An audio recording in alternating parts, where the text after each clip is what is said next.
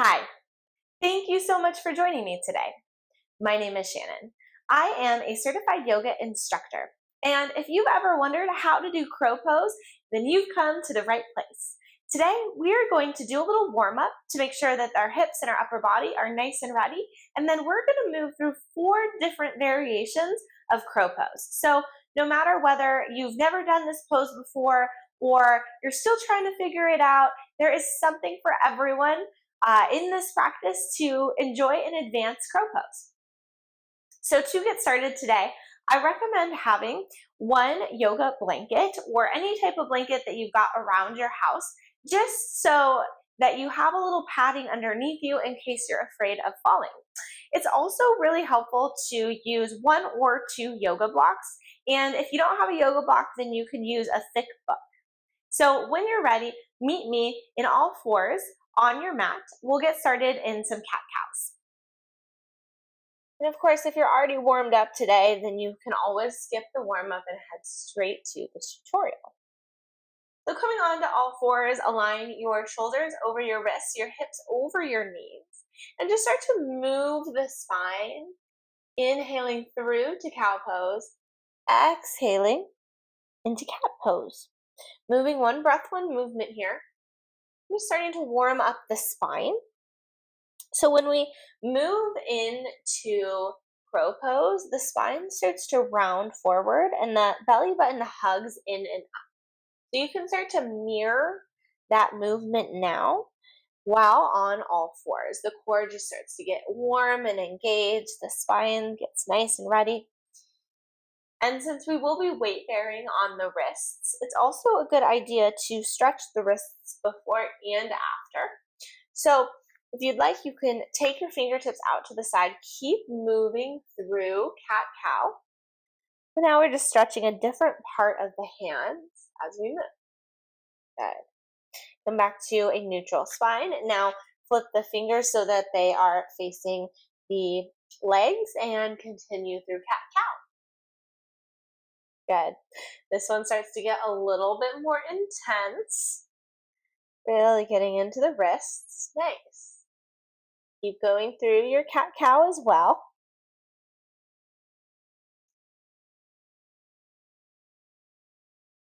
Nice. And then flip your palms over so that the tops of your hands are on the mat. Keep going in your cat-cow. Whew. This one for me is intense. Breathe. Good. And then make your way back to tabletop. Come into a downward facing dog pose. So tuck your toes, lift your hips up high towards the ceiling. Hug your belly button in and up. Feet hip distance apart. And then really lengthen through your vertebrae as you lift the hips. Good. Take any tension out of the neck. You can gently move your head from side to side. We'll do a little warm up to get the hips nice and ready for crow pose. So inhale, reach your right leg up and back for 3-legged dog. As you exhale, bend your knee, shift forward. Bring your knee to the outside armpit, hover here, and then step your right foot to the outside of your right hand. You can move your props out of the way if you need to. Pausing here in a wide lunge, and then drop your back knee down to the mat. Good, setting up for a quick little lizard pose here. Walk your hands about 6 inches in front, and then take an inhale to lengthen your spine. Exhale, tap the elbows down. Inhale, lengthen back up. Exhale, tap. Inhale, lift it back up. Exhale, tap. Inhale, lift. Exhale, tap. Good. One more. Inhale, lift. Exhale, tap. And then come back up. Walk the hands back in. Tuck the toes. Straighten the back leg. Now step the back leg forward, coming into a squat here. Good. Bring your hands to your heart. Inhale, lift it all the way up, star pose. Exhale, sit the hips back for a yogi squat. Nice. Pause here. Plant the hands down. Step back into downward facing dog. We'll do the other side. Inhale, lift the left leg up for three-legged dog. Exhale, bend your knees, start to slide forward. Bring your left knee to the outside of your left armpit. Good. Then walk your fingertips about 6 inches in front, plant your palms. Lower your back knee down, coming into a lizard. And then we'll do those elbow taps. So take an inhale, lengthen your spine. Exhale, tap your elbows down. Inhale, lengthen. Exhale, tap. Inhale, lengthen. Exhale, tap. Nice. Inhale, lift it up. Exhale, tap. One more time. Inhale, lift. Exhale, tap. Beautiful. Lift back up. Walk your hands in. Tuck your toes. Straighten your back leg. Big step forward with the right leg. Coming into that squat. Good. Making sure the hips are nice and open here. Inhale, stand it back up. Start pose. Exhale, sit it right back down. Coming into Malasana, lift up from your chest. You can use your elbows to gently guide your knees a little bit further out. Good. And then walk your hands forward. Lower your knees down onto the mat. And we are ready to begin our crow pose variations. So the first version of crow pose we're actually going to do is going to be on our backs. So swing your legs around, take a seat, and lower down to your mat 1 vertebrae at a time, curling your spine. Good. When you get to the bottom, reach your legs up in a tabletop-like position. Reach your arms up towards the ceiling. Now start to think about making a squat with the legs. So bring your legs a little further out, bring your hands in between.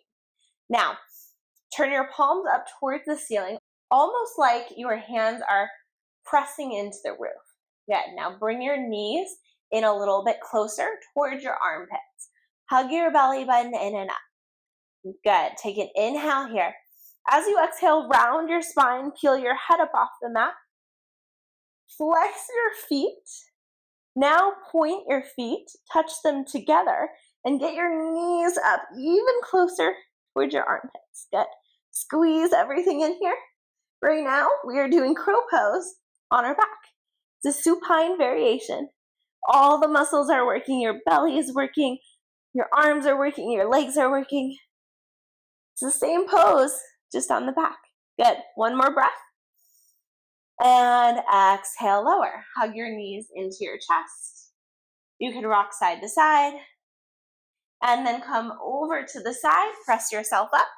And we will move on to our second variation of crow pose, which is going to use blocks. So for the second variation, grab hold of one of your blocks.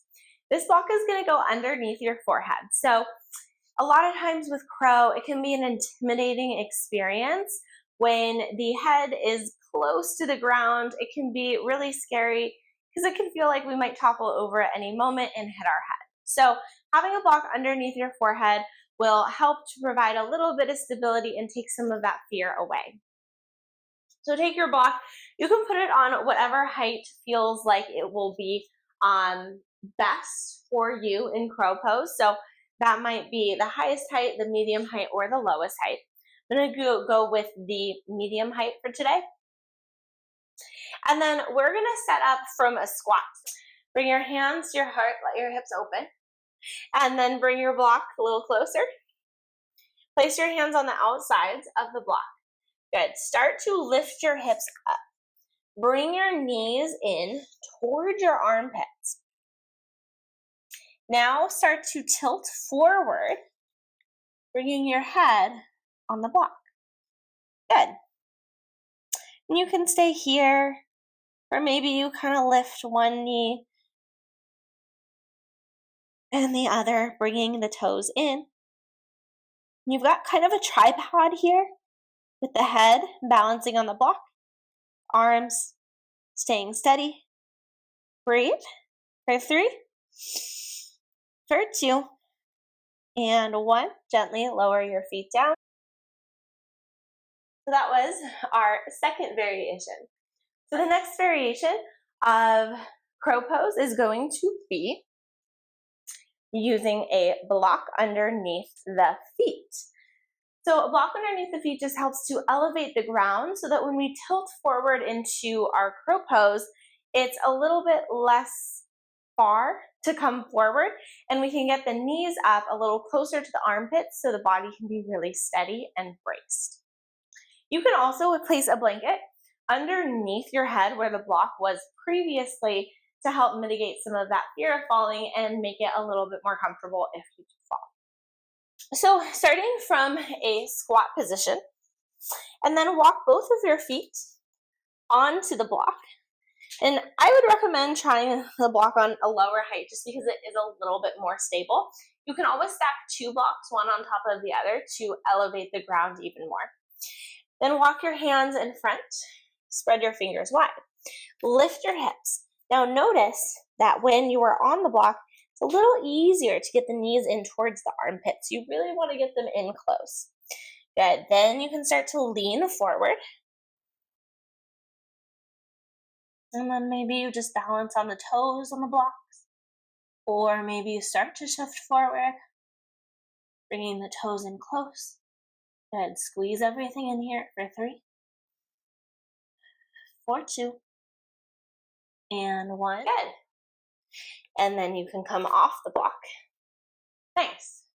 So the fourth and final variation of crow pose, Kakasana, is going to be without the support of the block.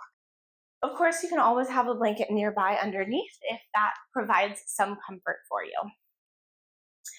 Good. So we're going to get into this pose similar to how we did with the other poses, coming into a squat.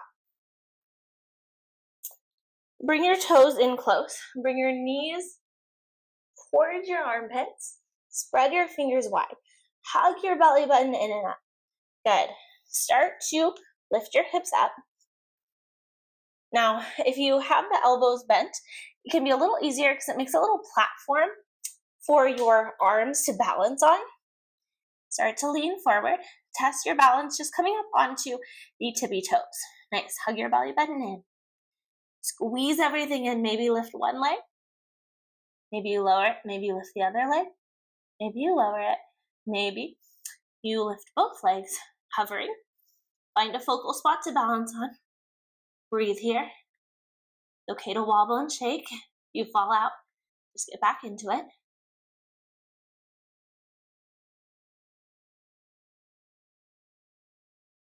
Nice work. Gently lowering down. And then take a seat on your heels. And we're just going to massage out the wrists a little bit. Start to move your wrists in little circles here. Let your heartbeat start to slow down. So you might notice some wrist sensitivity in crow pose since we are putting a lot of weight on the wrists. So it's always good to stretch out the wrists after. Reverse directions with your circles. So over time, as you start to get more familiar with this pose, as the upper body starts to get stronger, you may notice that you no longer need blocks. You may even notice that you can straighten the arms a little bit more in your crow pose and you don't need as much of a shelf. You might also be able to add in some interesting flows into your practice. So, for example, you could come into a crow pose and then you can tip forward, resting the top of your head on the mat and come into a tripod headstand. Or you can balance directly from crow pose, jump it back into a chaturanga dandasana, and flow it out. So lots of different variations to play with over time. But today we're really just focusing on the tutorial of the pose, doing it 4 different ways to make it more accessible.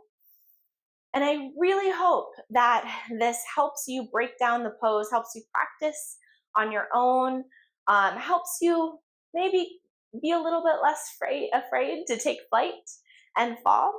Falling happens to all of us, so don't be hard on yourself. If you fall, you just get back up, you keep on trying. So thank you so much for joining today, and I will see you next time.